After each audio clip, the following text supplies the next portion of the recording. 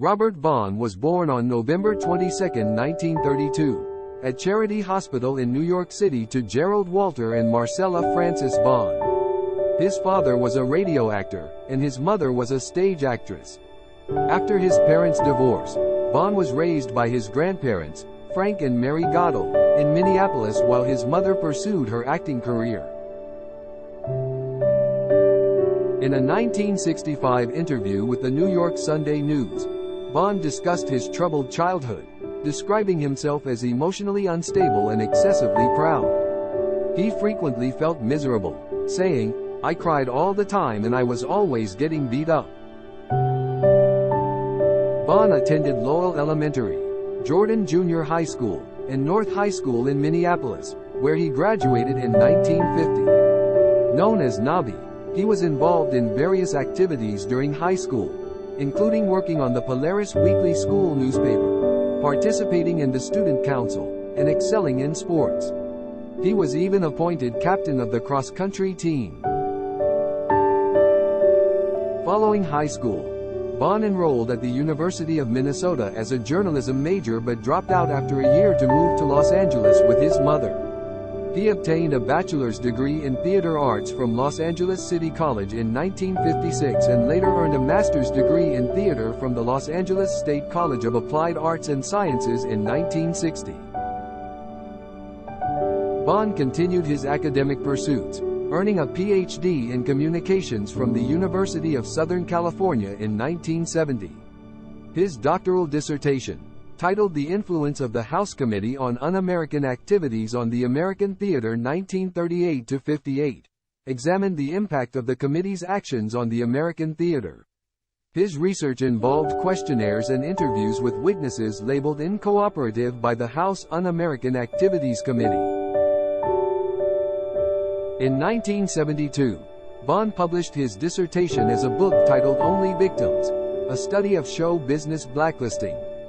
Kirkus Reviews praised the book as the most comprehensive and insightful exploration of the practice of blacklisting, and it remains in print to this day. The book is often assigned to law students for study. Vaughn was enlisted into the U.S. Army Reserve on November 29, 1955, and commenced active duty on December 18, 1956, at Fort Ord, California. During his initial leave, he learned that his mother had been diagnosed with Buerger's disease, a potentially fatal kidney disorder. Vaughn applied for an honorable hardship discharge due to this situation. While awaiting a decision, he remained at Fort Ord and served as a drill instructor. He was discharged from active duty on May 26, 1957, and continued to serve in the U.S. Army Reserve until November 1962. Vaughn's interest in acting was nurtured by his mother from a young age. She taught him to recite Shakespeare's To Be or Not to Be soliloquy from Hamlet when he was only 5. With his mother's assistance, Vaughn began to secure roles on radio shows in the Chicago area. He made his radio debut as Billy on Jack Armstrong, The All-American Boy, which was broadcast on WBBM AM radio. In 1950, Vaughn worked as a page at Minneapolis WCCO, AM. He described his role as a glorified page boy position, but he was allowed to wear civilian clothes instead of the uniforms worn by studio guides and messengers at the time. His first appearance in a film was as an extra in The Ten Commandments, 1956, portraying a golden calf idolater. Vaughn can also be seen during a chariot scene behind Yul Brynner. Vaughn's first credited movie role was in the Western Hell's Crossroads, 1957, where he played Bob Ford, the murderer of outlaw Jesse James. After being noticed by Burt Lancaster during Calder Willingham's play End as a Man, Vaughn was signed by Lancaster's Film Company and was intended to play the role of Steve Dallas in Sweet Smell of Success. He also appeared as Stan Gray in the episode The Twisted Road of the syndicated Western series Frontier Doctor.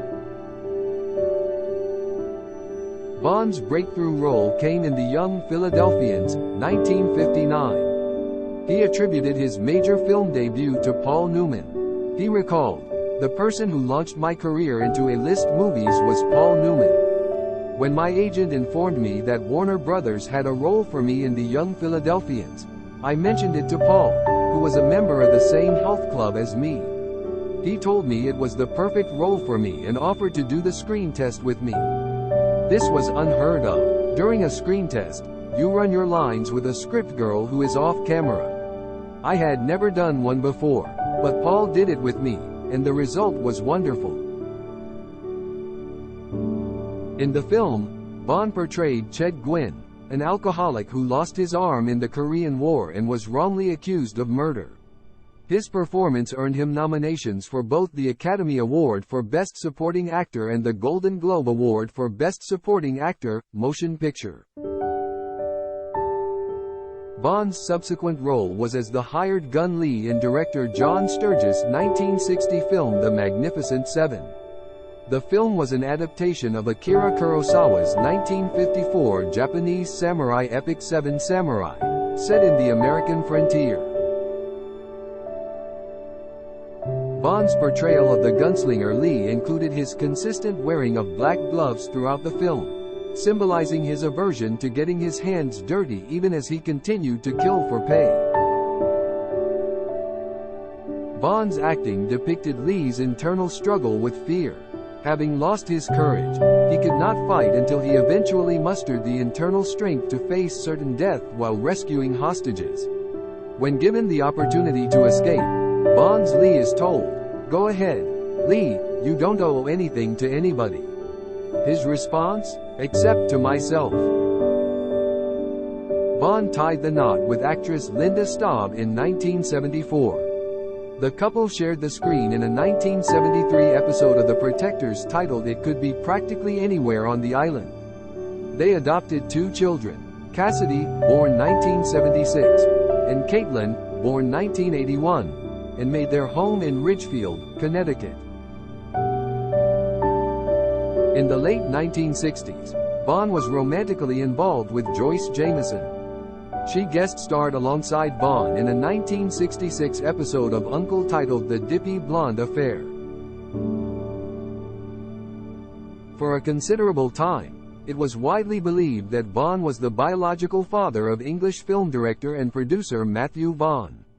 Matthew was born during the period when the actor was in a relationship with early 1970s socialite Kathy Seaton. However, a paternity investigation ultimately confirmed that the biological father was George de Vere Drummond, an English aristocrat and the godson of King George VI. In the early days of Matthew's life, Vaughn requested that the child's surname be Vaughn, which Matthew has continued to use professionally. Vaughn held a strong affiliation with the Democratic Party for an extended period. His family was similarly aligned with the Democratic Party and engaged in political activities in Minneapolis. In the early stages of his career, he was characterized as a liberal Democrat. He voiced opposition to the Hollywood blacklist, which targeted individuals suspected of communist sympathies, citing his commitment to freedom of speech. However, Vaughn also expressed his opposition to communism as a totalitarian system. During the 1960 presidential election, he actively campaigned for John F. Kennedy for the position of U.S. President.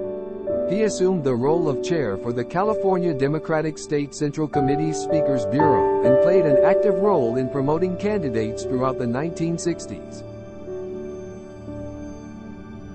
There were reports that Vaughn harbored his own political ambitions. However, in a 1973 interview, he refuted having any aspirations for a political career.